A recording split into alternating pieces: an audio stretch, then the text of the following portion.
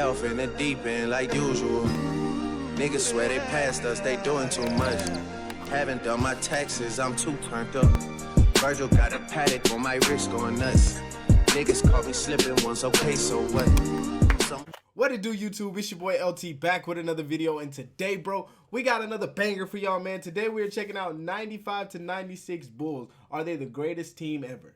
It's a good question. I don't know. We're gonna figure out the answer. I still think there's other teams that could be and continues to be the greatest team, but if we're looking at the greatest record or the greatest built team, the greatest draft team, it's still a hard pull because you still have Stephen Curry and the Warriors, you still have the Bulls, you still have the Lakers. You got a lot of teams that come in that have some decent players that, you know, could be biting for that greatest team of all time. I don't know what he's throwing it off of, man, but we'll find out in the video, man. But if this is your first time seeing me on your screen or you're a return subscriber, make sure y'all smash that like button, subscribe to the channel, turn your notification on. YouTube does let me know that 85% of the people who check out the videos don't subscribe. And if you are already loving the content, baby, why not subscribe? Man, but we're going to go ahead and get into this video and see exactly what's going on. I'm kind of looking forward to this, bro. I think it's going to be crazy. Hopefully it's wild like I'm thinking, but we'll find out. Let's see.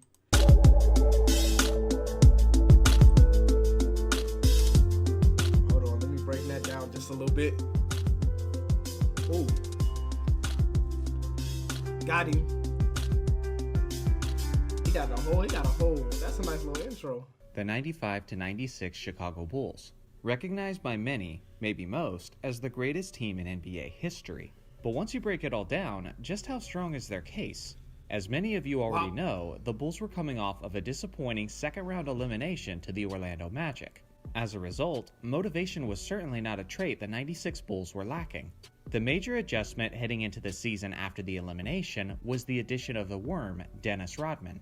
The Bulls acquiring Dennis definitely wasn't universally seen as a wise move, as Rodman already seemed as if he was at the end of his rope after a dramatic stint with the Spurs, and some analysts felt like Dennis could be the piece that destroys the Bulls organization from the inside.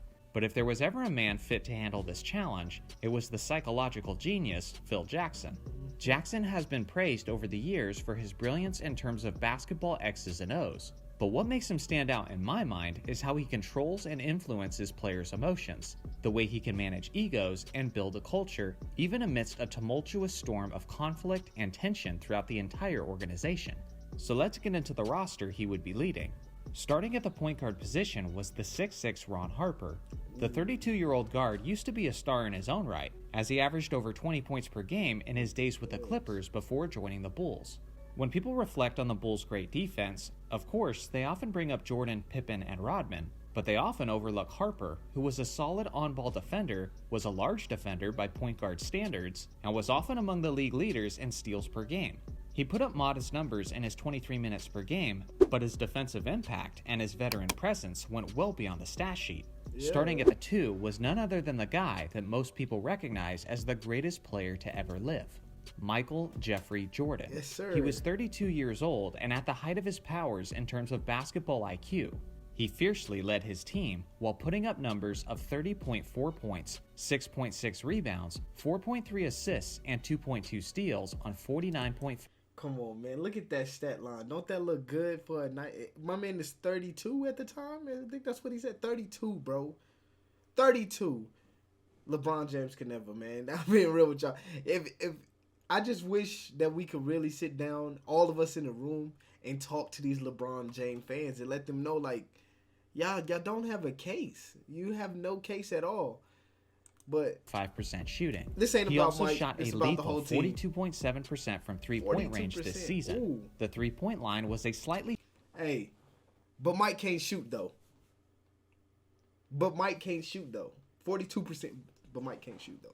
Shorter distance at this time, but even with that being said, Jordan's three-point efficiency was good enough to rank him in the top 10 of the entire league. Top 10. This overall performance resulted in Jordan being named the league's MVP for a 4th time, and he was also a monster defensively, making first-team all-defense. Starting at small forward was the tenacious 6'7" Scottie Pippen, who may have had his greatest season on the defensive end, as he not only made first team all defense, but also finished second overall in the Defensive Player of the Year voting, only behind Gary Payton. Along with that, he put up his typical solid 19 post-start points. production of Damn. 19.4 points, 6.4 rebounds, 5.9 assists, and 1.7 steals on 46.3%. Just looking at Mike and Pimpin alone, you can already see that that's 40 points they was giving you. Like, you get what I'm saying? Like, them alone, with those two players, that's 40 points right there. And then their assists and rebounds, we'll say, I think they said Mike had 5 as well. So that's 10 points, 10 and 10. We'll say that's another 20 points right there. That's 60 points collectively they gathered on assists and points alone. And that we're not talking about rebounds. And you see what I'm talking shooting. about? It's just At the different. 4 spot was, of course, Dennis Rodman, whose role certainly wasn't to score on the offensive end, but simply to defend Hey, man, and Dennis rebound. Rodman always had and some in of those the combined craziest colors, aspects, man. there's arguably nobody better, as Dennis led the league in rebounds with 14.9 per game, nearly 3 rebounds higher than the closest competitor. He was also first-team all-defense, as Rodman filled the void the Bulls had the previous season in terms of interior defense. Hey, this is what they talk about when they say defense wins games and offense is just, I don't know, bro. It sells tickets, bro. That's what it does. Offense sells tickets, defense wins game. You got 3 of the, you might as well say, I think the point guard too was a first team all defense. So you get what I'm saying? Like, when you got a defensive team that can also score, That go ahead and impact wipe them can't off be the floor. understated, as Rodman was even assigned to guard the Magic's Shaquille O'Neal. Real shit, I was just about to say that. I don't know why I didn't say it. Do you think, I want anybody, if you're a LeBron fan, what team could beat, what LeBron team, you can go with the Heat, you can use the Heat team, you can use the Laker team. What LeBron team can honestly beat these guys? At times, Let me know in the a role comments, he man. relatively did very well in. More on that later. Starting at center was the 7'2" Luke Longley, who had modest numbers in his 26 minutes per game and was certainly the weakest spot in their starting lineup. But he Daddy still fit in Longley. well within the triangle Pause, offense nigga, don't be and saying provided pause. much needed size in the interior. The first men to come off the bench were a pair of elite shooters in Tony Kukoc and Steve Kerr. Kukoc was very ahead of his time, as the 6'10" small forward had a solid handle of the basketball and was capable of playing like a guard despite his 6'10" frame. He put up quality contributions in his 26 minutes per game, and he also shot a solid 40.3% from three-point range. The skilled forward was rewarded for this performance with the league's 6th Man of the Year award. Steve Kerr was far from a statistical monster off the bench, but what he was asked to do, he did extremely well, as he was the pinnacle of efficient shooting, as he was 51.5% from three-point range and 92.9% from the free throw line. In terms of being a spot-up shooting role player, it really doesn't get much more efficient than that. Wait. He was shooting like that? From the free throw? I'm not even 92%. And y'all gonna be like, man, free throws easy. No, they not. When you constantly doing them hoes night in and night out, them hoes is not easy. I swear to God. You get drained real quick. I swear to God. Rounding out the rest of the roster were guys like Judd Bushler, Bill Winnington, Dickie Bill Simpkins, Winnington. and Randy Brown. With his I gotta do a video on Bill Winnington, bro. That low key, we don't talk about him enough, bro. Y'all know y'all gonna be like, bro, trust me. Watch Zen y'all see the master video. working He was as the cold. puppeteer, the greatest player on a revenge mission, and with a deep roster and a system built to succeed, the Bulls were set to dominate the league on a level no one had seen before. You could see their intensity and purpose from the early goings, as they started the season with 41 wins and only 3 losses, which was the greatest 3-loss start of all time. They were absolutely suffocating on defense, bolstering the league's best defense to go along with their best offense. The Bulls starters of Jordan, Pippen, and Rodman made up 3 of the NBA's 5 first-team All-Defenders.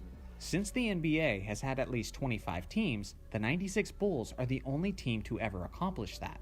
When you consider that fact, and then throw in Harper on top of it, the Bulls likely had the greatest perimeter defense the league has ever seen. With the Bulls' talented pieces, they could play just about any style of basketball, as they were great in the fast break, they could slow it down and run things through the post while Pippen facilitates as the point forward. They could play a shooting small ball lineup with Kukoc acting as the center, Yes, sir. and with their toughness and collective tenacity, they could play as physically as the game permitted. By the end of the regular season, they finished with a record-setting 72 wins, heading into the playoffs as 72 and possibly 10. the strongest favorites to win the championship the league has ever seen. They started by sweeping the Miami Heat in 3 games, and then comfortably eliminated the New York Knicks in 5 games, which set them up for a rematch with the team that defeated them the year before, the Orlando Magic. This was a 60-win defending conference champion Magic team, led by their dynamic tandem of Shaquille O'Neal and Penny Hardaway. This is not the kind of team that's supposed to get swept out of the Eastern Conference Finals, but that's exactly what Jordan and the Bulls did, charging their way to the NBA Finals. Waiting in the championship series was the 64-win Seattle Supersonics, led by Gary Payton and Shawn Kemp. They were a strong, defensive-minded team that most years they would be considered as the favorites to win the championship, but not against these Bulls, who started off with a commanding 3-0 lead, before eventually eliminating the Sonics in 6 games, securing their 4th championship, with Michael Jordan being named the Finals MVP. Damn. Looking at the results of this group over the 1996 season, we see that the Bulls finished with a record-setting 72-10 record. They statistically had the best defense and the best offense overall that season. Of the teams in the GOAT series so far, they're the only team that finished as the best in both offense and defense. They beat teams by an incredible average of 12.2 points per game, which is the 4th greatest margin of victory in NBA history, and only slightly behind the 72 Lakers of the GOAT teams so far. They cruised through the playoffs with a 15-3 record, and they had that season's MVP, who was Michael Jordan. In this series, the word greatest gets thrown around quite a bit, but with this team in particularly, you can't possibly overuse it. They had possibly the greatest player of all time, the greatest duo of all time, the greatest coach of all time, the greatest perimeter defense of all time, the greatest rebounder of all time, altogether making a pretty solid argument for the title of greatest NBA team of all time. Is this team your GOAT? Is there any team that could beat them in a 7-game series? Would Jordan even let it go 7 games? Let me know in the comments below. Thanks for watching as always. Oh man, bruh. This gonna shut the haters up when it comes to this talk, man. Real talk, man. If you think LeBron James is the GOAT, man, you smoking between the legs. You feel me? You smoking between the legs because it's just crazy, bro. I've never seen. I don't even think, does he have a defensive player? I mean, the first team defensive on his stat line. I don't think he does. I don't think LeBron James has a defensive player of the year. I might be wrong, but I don't think he does. But at the end of it, there is no LeBron James team that could beat the Bulls. You couldn't pay me to lie and tell you that there was a team that could. There wasn't even a team that was close to beating them. The closest you would have got was be Ray Allen in the Heat, but that would have went probably 4-0. I'll be honest with you, probably went 4-0. But man, this was a great video, man. If you guys did enjoy this video, make sure y'all leave me a like, subscribe to the channel, turn your notifications on, leave me a comment, let me know if the Bulls 95 team is the greatest team to ever do it. And I'm gonna get back to y'all with another one tomorrow. LT is out. Peace.